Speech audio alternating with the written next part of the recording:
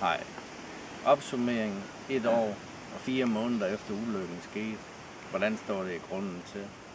Det vil jeg så prøve at fortælle om nu. Intet af det, jeg følger vil fortælle jer her, har hjulpet på helingen af mit ben. Det er nok først og fremmest fordi, at mine gener, det er der kun 3% af befolkningen, der har, er så ringe til at lave en gendannelsesproces. Og de 12 brud var så koncentreret på et lille område, samt af blodkarne, der skulle tilføre ilt og kalk og så videre. De var simpelthen for ødelagte.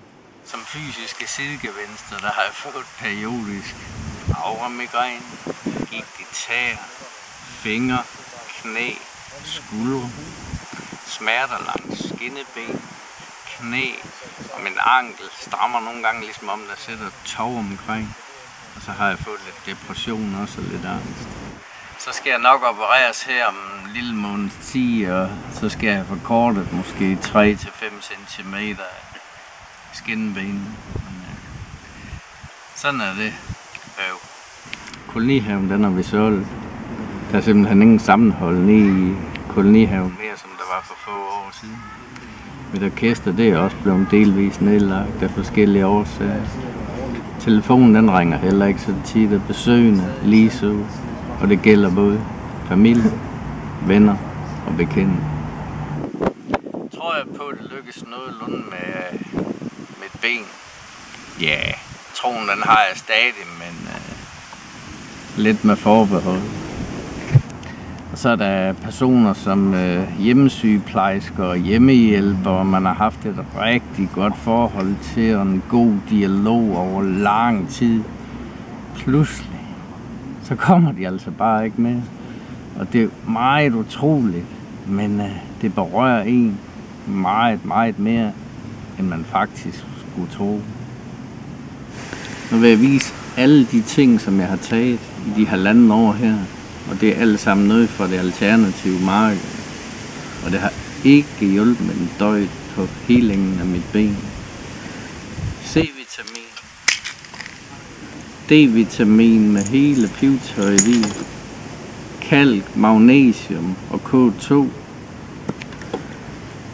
Fiskeolie med 3, 6 og 9 omegasyre i. Multivitaminpiller med alt det hele i og ekstra af hele pivtøjet. Proteinpulver. Smager nu ganske udmærket. Heller ikke virker. Så måtte jeg selv investere 2.500 for at få cannabispiller skrevet hjem fra Schweiz af. Det har heller ikke hjulpet. Samtidig med lejet sådan en magnetmaskine her. Det koster også 2.500 at have den på benet 2 gange om dagen. Det har heller ikke virket. Alt sammen fra det alternative. Om I vil købe tingene eller ej, det er op til jer selv. Jeg kan ikke anbefale det, men jeg kan heller ikke sige, at I skal lade være. Ja, så blev jeg så nødt til at fortælle, hvad der heller ikke har virket. Og det er så for det etablerede system, altså for selve sygehusvæsenet. Hvor jeg i de første 8 måneder havde et Eliserov jernstativ på her.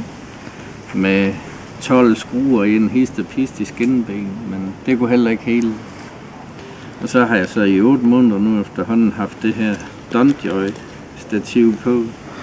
For at se, om når jeg så gik på det, om det så skulle kunne få skinnebenen rask. Og sammen det har gået til fysioterapeut og genoptræning og trav gaderne op og ned og sådan noget, men der er ikke noget, der har hjulpet. Men det er nok ikke deres skyld. Det skyldes nok, som jeg har fortalt tidligere, at jeg har nogle elendige gener, og det er der desværre kun 3% af befolkningen, der har. Og så må jeg jo så have sådan en fin hopsko på fra 70'erne.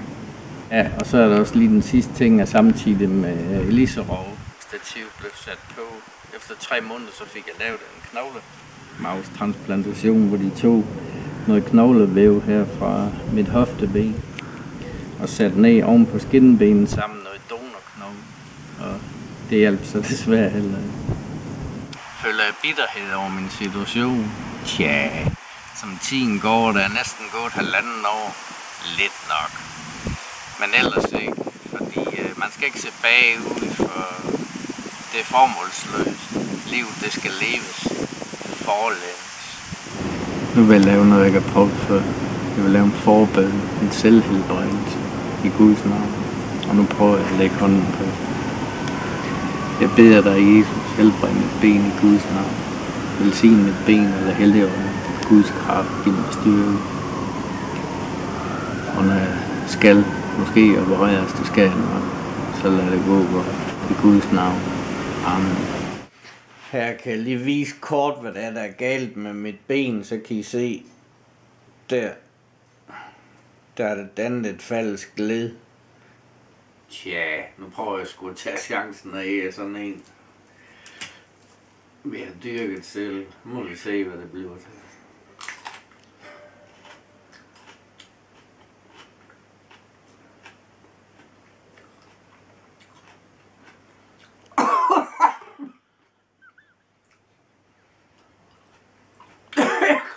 Det er ikke snackpeber.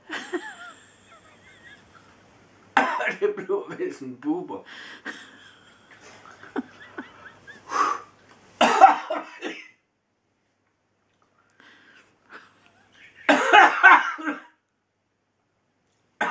Tak for i dag, du.